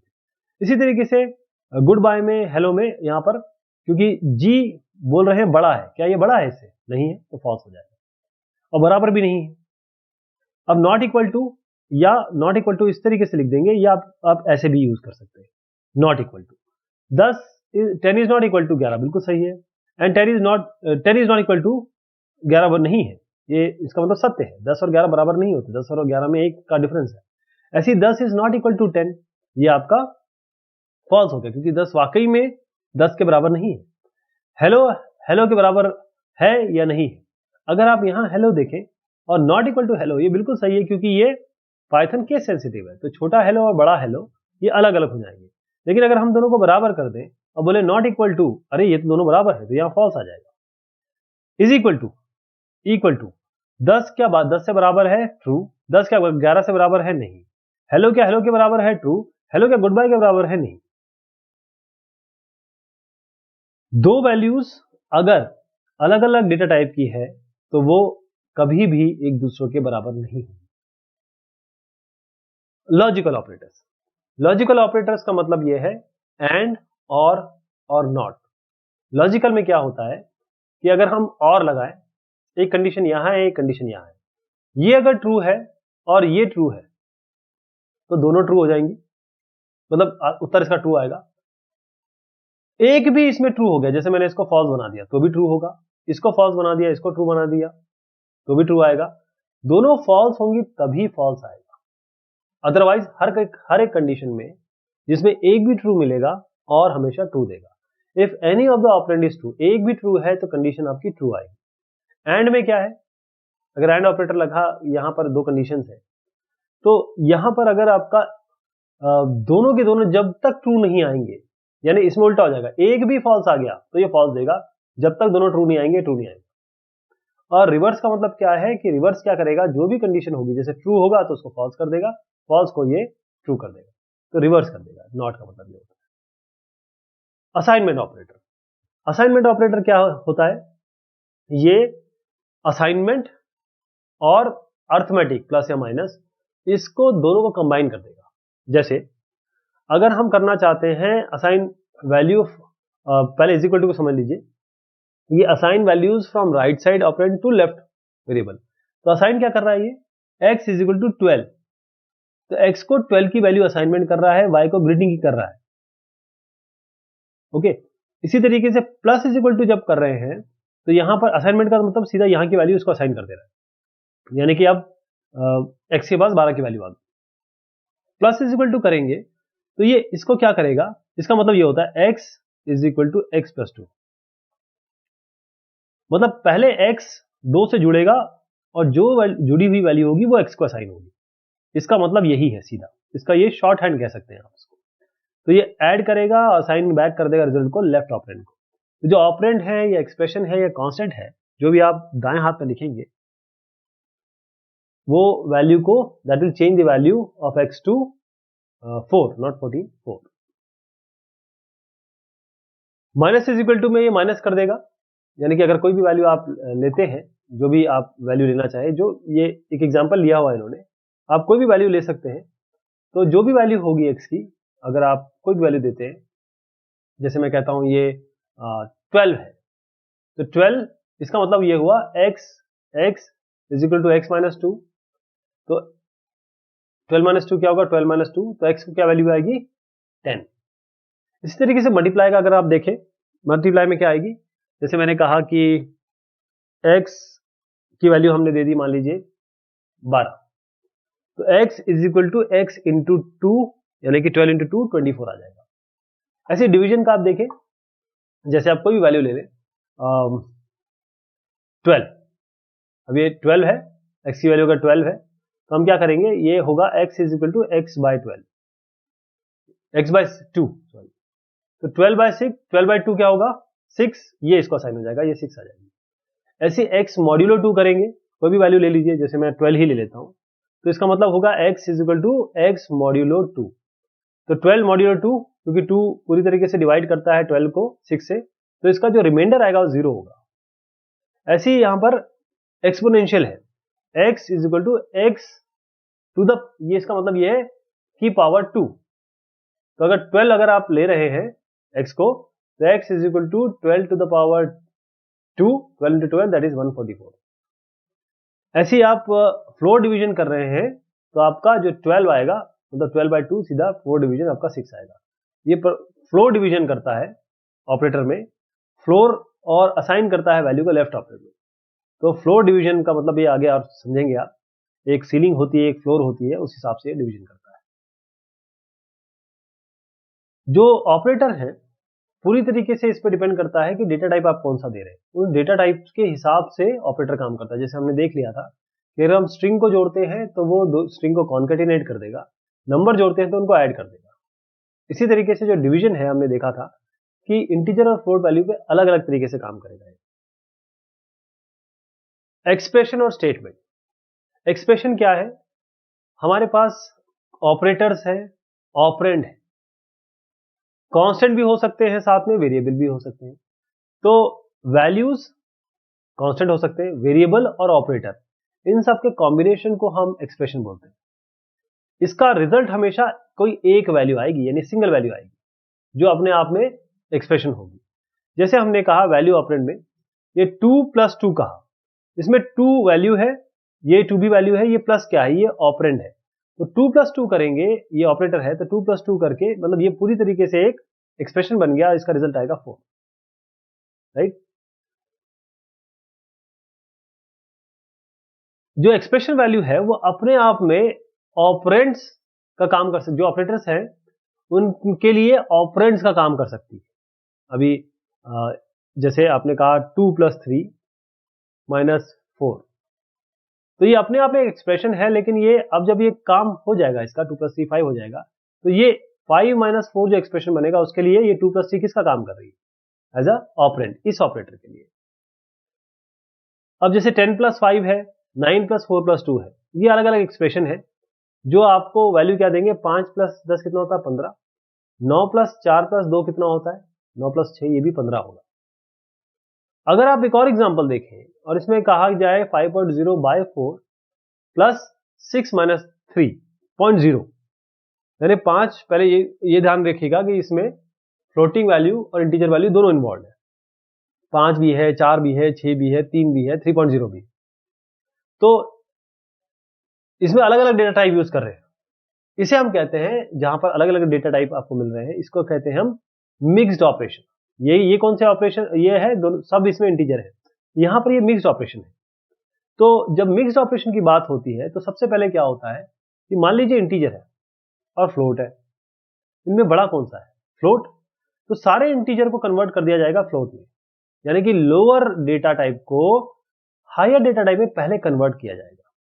यानी यहां पर 4 को 4.0 बनाया जाएगा, 6 को 6.0 बनाया जाएगा, उसके बाद इस पे एक्सप्रेशन काम होगा। यानी कि ये अल्टीमेटली एक्सप्रेशन क्या बनेगा, 5.0/4.0 प्लस 6.0 प्लस 3.0। अब ये एडिशन होगा, यानी कि आपका यहां पर 9 आएगा, 4 और 5 को डिवाइड करेंगे तो आपका 0.25 आएगा।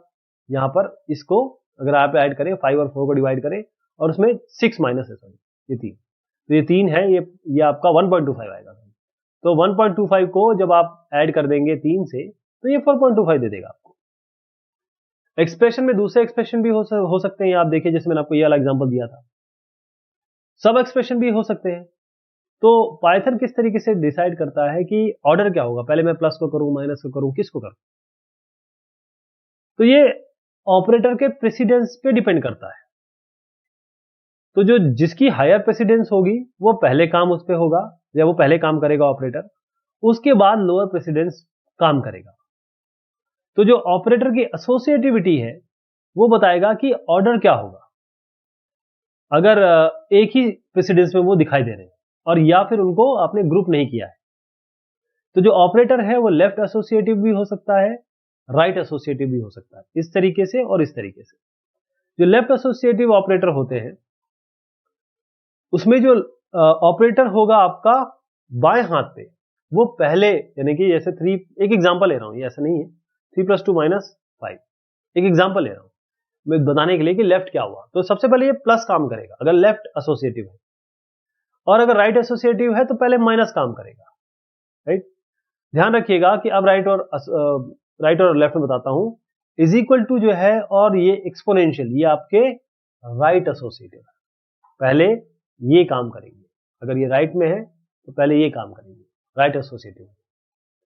तो प्रेसिडेंस अब देख लेते हैं। अभी हमने काफी बात कर ली कि कैसे प्रेसिडेंस होगा, तो हमको पता होना चाहिए कि सबसे पहले क्या काम होगा। सबसे पहले अगर आपके एक्सप्रेशन में एक्सपोनेंशिएशन है, पावर रेज्ड है, सबसे पहले ये काम होगा। फिर उसके बाद अगर यूनरी प्लस माइनस है, जैसे -3 दिया हुआ है आपको, तो यूनरी हो गया, ये यूनरी प्लस माइनस चलेगा। फिर इसके बाद आपका इनटू, डिवाइड, मॉड्यूलो और फ्लोर डिवीजन, ये तीसरे नंबर पे आता है। अगर ये दोनों नहीं है तो सबसे पहले ये काम करेंगे। प्लस माइनस, एडिशन, सब्ट्रैक्शन इसके बाद आता है। फिर कंपैरिजन इन चारों के बाद आता है, चाहे लेस देन है और लेस देन इक्वल टू हो, ग्रेटर हो, ग्रेटर देन इक्वल टू। फिर equality, not equality, non equal, ये आपका 6वें नंबर पे आता है। फिर बाकी जो असाइनमेंट ऑपरेटर है, जैसे into is equal to, plus is equal to, ये आपके 7वें नंबर पे आता है। फिर लास्ट में नॉट, एंड और ये 3 जो लॉजिकल ऑपरेटर है, ये 8वें नंबर पे आते हैं। ये आपका प्रेसिडेंस लिस्ट है। ये आपका हाईएस्ट प्रेसिडेंस है, ये आपका लोएस्ट प्रेसिडेंस है। तो इस टेबल को अगर हम देखें तो 9 + 4 क्या देगा आपको, ये तो 13 देगा। 13 + 2 आपको 15 देगा। इसी तरीके से 5.0/4 - 6.30, ये आपको क्या देगा, ध्यान से रखिएगा। सबसे पहले इसमें क्या होना चाहिए, सबसे पहले इसमें, क्योंकि ये ब्रैकेट में है, तो सबसे पहले इस पे काम होगा। ये 6.0 बन गया, ये 4.0 बन गया। पहले तो डेटा टाइप, छोटे जो डेटा टाइप है वो बड़े में चेंज हो जाएंगे। अब यहां पर जब ये हो गया, इसके बाद ये वाला काम हो गया। अब यहां पर आप दोबारा आइए, यहां पर अब ये डिवीजन ऑपरेटर होगा, क्योंकि आप डिवीजन और प्लस में डिवीजन का प्रेसिडेंस ज्यादा है। फिर ये होगा 1.25, उसके बाद अब प्लस ही है तो ये इसके साथ जुड़ जाएगा। अगर हम केवल 10+ या कोई ऐसा नंबर डाल दें तो ये एक एरर आ जाएगा, क्योंकि 10+ ये एक्सप्रेशन पूरा नहीं है। 10+ के आगे क्या है, 3 है, 4 है, 0 है, क्या है, ये अपने आप में गलत हो जाएगा। तो उसमें हमेशा ध्यान रखिएगा कि जो भी कंप्लीट एक्सप्रेशन आप बोलेंगे उसमें आपको जो अप्रोप्रिएट नंबर के ऑपरेंड्स और ऑपरेटर होने चाहिए। प्लस में आपके पास 2 ऑपरेंड्स होने ही चाहिए, राइट। ये जो प्रेसिडेंस है वो किस लिए अप्लाई किया जाता है, ताकि कौन सा सब एक्सप्रेशन पहले इवैल्यूएट होगा। इसमें सब एक्सप्रेशन ये था, पहले ये हुआ ना, ये ब्रैकेट में था तो ये तो पहले ही हो गया। देखिए इन दोनों में हम सब एक्सप्रेशन, ये वाला एक सब एक्सप्रेशन पहले। अब इन एक्सप्रेशन को हम जोड़ के बड़ा एक्सप्रेशन बना सकते हैं, कितना भी बड़ा बना सकते हैं। वो हमेशा एक ही वैल्यू देगा। अगर आप इसको कितना भी बड़ा ऐड, जोड़, घटा कर लें, उत्तर एक ही आएगा। तो पाइथन स्टेटमेंट क्या होता है, एक यूनिट ऑफ कोड है जो पाइथन इंटरप्रेटर एक बार में एग्जीक्यूट करेगा, उसे हम पाइथन स्टेटमेंट कहते हैं। स्टेटमेंट क्या क्या हो सकते हैं, x = 5 आपका एक स्टेटमेंट है, एरिया = x⁻², ये असाइनमेंट ऑपरेटर हो गया। ये केवल प्रिंट एक्स आपको करना है, ये भी एक स्टेटमेंट हो गया, 5 प्रिंट हो जाएगा। प्रिंट एरिया करेंगे, जो भी एरिया आएगा x⁻5, 5, ये 5 है ना, 5 = 25। प्रिंट x, एरिया, तो x ये 5 आ गया, एरिया 25 आ गया। अगर आपको एक मल्टीपल चीजें प्रिंट करनी है सेम लाइन में, तो उसको कॉमा से सेपरेट कर दीजिए। x, एरिया करेंगे तो x और एरिया प्रिंट हो जाएगा।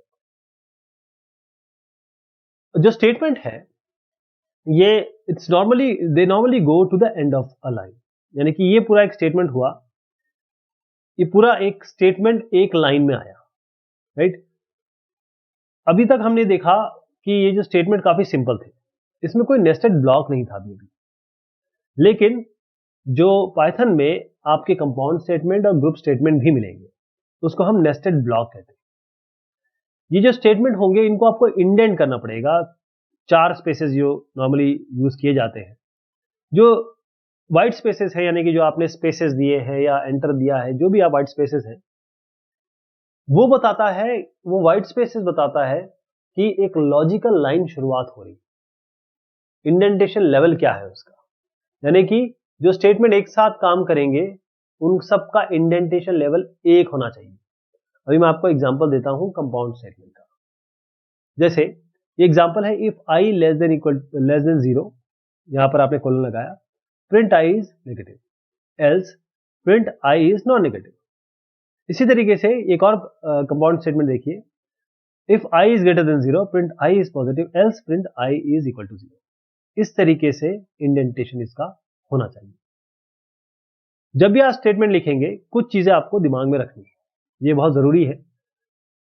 हमेशा फिजिकल लाइन की बात मैं कर रहा हूं, हमेशा पाइथन स्टेटमेंट एक स्टेटमेंट एक लाइन में लिखिए। मैं ये नहीं कह रहा हूं कि पॉसिबल नहीं है, आप दो स्टेटमेंट लिख सकते हैं सेमीकोलन से अलग करके। यहां एक स्टेटमेंट लिख लीजिए, यहां एक स्टेटमेंट लिख लीजिए, फिर सेमीकोलन लगा लीजिए, कितने भी लिख सकते हैं। लेकिन आप कोशिश करेंगे कि एक स्टेटमेंट एक लाइन में लिखें। हमेशा ध्यान रखिएगा, जो कमेंट स्टार्ट होता है वो हैश से होता है, और एंड भी होता है, जो एंड होता है वो लाइन। जैसे हमने एक स्टेटमेंट लिख लिया, उसमें यहां पर हम कमेंट लिखेंगे। कमेंट कभी भी पार्ट नहीं बनता है स्टेटमेंट का। ये अपने आप में एक लाइन में भी लिखे जा सकते हैं, स्टेटमेंट के एंड में भी लिखे जा सकते हैं, क्योंकि इंटरप्रेटर एनी हाउ उसको इग्नोर कर देगा।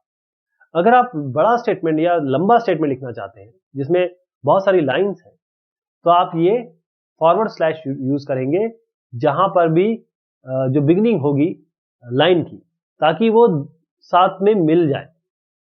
पाइथन क्या करता है कि अगर आप मल्टीपल लाइन लिखी हुई है आपकी, या मल्टीपल फिजिकल लाइन है, तो इसके आगे आपको ये फॉरवर्ड स्लैश लगाना पड़ेगा। अब अगर आप जब ब्रैकेट लगा रहे हैं या स्क्वायर ब्रैकेट लगा रहे हैं, या फिर आप करली ब्रेसेस लगा रहे हैं, तो आपको ये इसकी जरूरत नहीं पड़ेगी, तब इसकी आवश्यकता नहीं। जब भी आप इंटरैक्टिव मोड में स्टेटमेंट डालेंगे, तो अगर कोई एक्स्ट्रा ब्लैंक आ गया तो उसको माना जाएगा कि ये इंडेंटेड ब्लॉक का एंड हो गया। ये ध्यान रखिएगा। इंडेंटेशन हमेशा रिप्रेजेंट करता है एम्बेडेड स्टेटमेंट को, किसी कंपाउंड या ग्रुप स्टेटमेंट में। जो भी स्टेटमेंट हो गए या जितने भी स्टेटमेंट हो गए कंपाउंड स्टेटमेंट में, वो इस तरीके से आप इंडेंट करिए। 4 स्पेसेस देते हैं, एक कंसिस्टेंट स्पेस रखिए, 4 5 इस तरीके से, वैसे 4 देते हैं, तो 4 अभी दिमाग में 4 ही बिठा लीजिए। जो व्हाइट स्पेसेस होते हैं, जो आपको शुरुआत में मिलेंगे लाइन के, जैसे आपने यहां लाइन लिख दी, इसके पहले जो स्पेसेस है वो इंडेंटेशन का पार्ट है, अदरवाइज इसकी कोई सिग्निफिकेंस नहीं है। ये ध्यान रखिएगा, अगर आपने इंडेंटेशन नहीं सही किया तो सिंटेक्स एरर आएगी। बहुत सारे पाइथन एडिटर ऐसे हैं जो अपने आप आपके स्टेटमेंट को इंडेंट कर देंगे। एक फिजिकल वो लाइन होती है, एक फिजिकल लाइन वो होती है जब भी आप एक प्रोग्राम लिखेंगे, और जो लॉजिकल लाइन है, जो पाइथन एक सिंगल स्टेटमेंट की तरह दिखेगा। इनपुट और आउटपुट की बात करते हैं। इनपुट और आउटपुट क्या है? प्रोग्राम हमेशा यूजर से इंटरैक्ट करेगा ताकि उसको वो वैल्यू यूजर दे, और वो जो टास्क कराना चाहता है उसको रिजल्ट आए। उसके लिए हम इनपुट आउटपुट फैसिलिटी का यूज करते हैं। इनपुट का मतलब यह है डेटा जो यूजर देने वाला है प्रोग्राम में। तो जब भी आप एल्गोरिथम लिखते हैं तो उसमें हम कैसे करते हैं, और हमने फ्लो चार्ट में भी अगर देखें तो इस तरीके से यूजर से इनपुट कराते हैं हम डेटा को, अगर इनपुट आउटपुट हमको कराना है। इसी तरीके से जो पाइथन है, इसकी में हमारे पास रॉ इनपुट है और इनपुट फंक्शन, ये इनपुट लेने के लिए यूजर से। तो रॉ इनपुट, इसका सिंटेक्स क्या होगा? रॉ इनपुट, और यहां पर आप प्रॉम्प्ट, ये ऑप्शनल है, ये प्रॉम्प्ट भी यहां पर दे सकते हैं ब्रैकेट के अंदर। अगर प्रॉम्प्ट है, ये आपको मॉनिटर में दिखेगा, उसके बाद आप यहां पर डेटा डाल सकते हैं। ये फंक्शन पूरी तरीके से वही चीज लेगा जो कीबोर्ड से आने वाली है, फिर जो भी चीज आएगी उसको वो स्ट्रिंग में कन्वर्ट करेगा, ये वाला। और फिर ये जो रिटर्न करने वाला है, जो भी लेफ्ट हैंड साइड में होगा, जैसे रॉ इनपुट दिया आपने, x equal to raw input दिया, तो जो कीबोर्ड से एंटर करेंगे वो x को असाइन हो जाएगा। अगर आप इंटरैक्टिव मोड में है तो अगर आप यहाँ लिखते हैं रॉ इनपुट, यहाँ पर लिखते हैं एंटर योर नेम, तो ये चीज यहाँ पर आपको दिखाई देगी और यहाँ पर आपको प्रॉम्प्ट आएगा। प्रॉम्प्ट यानी कि यहाँ पर आप लिखिए। अब जैसे आपने ये एबीसी टाइप कर दिया, तो एक्स एक वेरिएबल है जिसको एक स्ट्रिंग एबीसी मिलेगी। जो भी यूजर एग्जीक्यूशन के समय लिखेगा, जो भी नाम, अपना नाम लिख सकते हैं आप, रमेश, राकेश। अब ये एंड कैसे होगा, आप कैसे पता चलेगा प्रोग्राम को कि आपने अपना नाम लिख दिया है? आप एंटर प्रेस करेंगे। तो एंटर प्रेस करना मतलब ये है कि आपने टर्मिनेट कर दिया कि हाँ भाई मैंने एंट्री दे दी। आप ये जो रॉ इनपुट है इसको न्यूमेरिक डेटा के लिए भी यूज कर सकते हैं। इस केस में क्या करेंगे कि हम इसमें टाइप कास्ट करते हैं, यानी कि हमको डेटा टाइप को चेंज करना पड़ता है फंक्शन को यूज करके, क्योंकि जो स्ट्रिंग डेटा एक्सेप्ट कर रहे हैं वो it has to be appropriate numeric type. The string data accepted from the user to appropriate numeric type, यानी अल्टीमेटली ये कर क्या रहा है, रॉ डेटा तो स्ट्रिंग कर रहा है, तो उसको आपको कन्वर्ट करना पड़ेगा प्रॉपरली न्यूमेरिक टाइप। जैसे अगर आपने कहा कि मैं रॉ इनपुट से एंटर योर रोल नंबर डालना चाहता हूं, तो एंटर योर रोल नंबर क्या आएगा? एंटर योर रोल नंबर आपने जैसी, ये चीज दिखाई देगी यूजर को, और आप 5 आपने डाल दिया, एंटर प्रेस कर दिया। ये 5 जो है ये रॉ इनपुट कैसे लेगा? ये तो स्ट्रिंग की तरह लेगा, लेकिन आप चाहते हैं कि ये डील हो इंटीजर की तरह, तो आपको यहां पर टाइप कास्टिंग करनी पड़ेगी। तो ये 5 को आपने इंटीजर बनाया तब असाइन किया। ओके, अब इनपुट का भी हम देख लेते हैं सिंटेक्स क्या होगा। इनपुट का सिंटेक्स कैसा होता है? इनपुट और यहाँ पर आपका प्रॉम्प्ट है, ये भी ऑप्शनल है, ये दे सकते हैं नहीं भी दे सकते। अगर ये प्रॉम्प्ट आएगा तो जैसे यहाँ पर एंटर योर रोल नंबर जो आप दिया है यहाँ पर दिखने लगेगा, वो भी यूजर को दिखने लगेगा। तो आप जो भी इसमें टाइप करेंगे कीबोर्ड से वो इसे लेगा, इवैल्यूएट करेगा। जैसे ही इवैल्यूएट होगा तो ये मानेगा कि एक ये पाइथन एक्सप्रेशन है। अगर बाई चांस आपने गलत चीज दे दी है तो एक सिंटेक्स एरर आ जाएगा या एक्सेप्शन रेस हो जाएगा पाइथन के द्वारा। तो अगर आप यहां पर देते हैं x is equal to input enter data, enter data में आप 2 + 1/2.0 देते हैं, और ये क्या करेगा? x को कौन सी वैल्यू दे देगा? देखिए 2 + 1.0/2.0, तो ये भी 2.0 हो जाएगा। तो ये 0.5 2.0 से ऐड होगा तो 2.5 हो जाएगा। ये इतना पॉपुलर नहीं है, पाइथन प्रोग्रामर इसको ज्यादा यूज नहीं करते हैं, क्योंकि एक्सेप्शन, अगर आपने एक्सप्रेशन ठीक से नहीं लिखे, इस तरीके से प्रॉपर नहीं लिखे, तो एक्सेप्शन आ जाएंगे और हैवॉक भी हो सकता है। आउटपुट क्या होता है? आउटपुट जो प्रोग्राम आपको रिजल्ट देगा, इसको हम प्रिंट के द्वारा दिखाने की कोशिश करते हैं। इसके लिए प्रिंट हम यूज करेंगे। तो हमने इसको देख चुके हैं प्रिंट कैसे करता है। तो प्रिंट स्टेटमेंट के बारे में बात करते हैं आउटपुट के लिए। प्रिंट स्टेटमेंट, इसका सिंटेक्स बहुत आसान है। प्रिंट, यहाँ पर एक्सप्रेशन लिख सकते हैं, कांस्टेंट लिख सकते हैं, वेरिएबल लिख सकते हैं। तो प्रिंट क्या करेगा? सबसे पहले इसको एक्सप्रेशन को इवैल्यूएट करेगा। प्रिंट करने से पहले जो लाइन आपने दी है वो पूरी तरीके से आपको वो दिखा देगा, फिर उसके बाद वो नेक्स्ट लाइन पे जाएगा ताकि वो बाकी के आउटपुट दिखा सके। अगर एक से ज्यादा आपको करना है तो कॉमा लगाना पड़ेगा। जैसे आपको ये प्रिंट किया, यहाँ पर डबल कोट में हेलो दिया तो हेलो प्रिंट हो जाएगा। प्रिंट 5.5 पे 5.5 आ जाएगा। प्रिंट 4+6 पे ये इवैल्यूएट करेगा 10, 4 को 6 से जोड़ेगा फिर 10 दिखाएगा। तो ये जरूर ट्राई करिए आप कि इसका क्या रिजल्ट आता है। अब हम आते हैं कमेंट्स में। कमेंट्स, जब प्रोग्राम आपका बड़ा होता है, 2-4 लाइन की दिक्कत नहीं है, जब आपका प्रोग्राम बड़ा होता है तो बड़ा मुश्किल होता है जानना कि प्रोग्राम को देखिए कि इसमें क्या है, कौन सी चीज क्या है। तो इसमें आप चाहेंगे कि नोट ऐड कर दें जब आप इसको कर रहे हैं। इसको हम कमेंट्स कहते हैं, कमेंट्स, या इसको हम इंटरनल डॉक्यूमेंटेशन भी कहते हैं। जो पाइथन है इसमें हमेशा कमेंट स्टार्ट होता है हैश से। जो भी हैश के बाद दिखाएगा वो इंटरप्रेटर से इग्नोर कर देगा, इसमें प्रोग्राम में कोई इफेक्ट नहीं होगा। अपने आप भी एक लाइन में कमेंट आ सकता है। ओके, अपने आप भी ये इंडिविजुअली भी लिखा जा सकता है। जैसे आपने यहां लिखा hash calculating area of a square, यहाँ पे area is equal to side to the power 2 दे दिया आपने स्क्वायर, या फिर area is equal to side की पावर 2, यहां पर अलग से आ गया, यहां पर आपने इसके बाद दे दिया। दोनों ही तरीके। अगर आपको मल्टी लाइन कमेंट देना, एक लाइन ही एक से ज्यादा चाहिए, तो या तो हैश बार बार टाइप कर दीजिए, या फिर ट्रिपल कोटेड स्ट्रिंग यूज करिए आप। ट्रिपल कोटेड वो भी इस तरीके से कमेंट की तरह काम करेगा। और when they are not being used as a docstring. Docstring क्या होते हैं? ये पहली चीज है क्लास फंक्शन मॉड्यूल में, और ये हम आगे बात करेंगे। तो जो कमेंट लाइन है, ये वाली आपने इसमें देखी एग्जांपल में, उसको हम ट्रिपल में कैसे लिखेंगे? अभी मैंने आपको ट्रिपल स्ट्रिंग बताया, तो ट्रिपल कोड्स, ये ट्रिपल कोड आपने डाल दिए, और आप चाहे तो इसको 2 लाइन में, 4 लाइन में, 8 लाइन में कर सकते हैं, बस ये ट्रिपल कोड्स के अंदर होने चाहिए। तो हम कमेंट कब यूज करते हैं? जब हम कोई एजम्पशन कर रहे हो, वहां यूज करते हैं। जहां हम प्रोग्राम में और डिटेल देना चाहते हैं, इसको और रीडेबल बनाना चाहते हैं, या फिर आप जो डॉक्यूमेंटेशन है उसको पूरा करना चाहते हैं। तो ये हमने आज काफी सारी बात की पाइथन की और चीजों के बारे में। बहुत शुक्रिया, बहुत मेहरबानी आप सभी।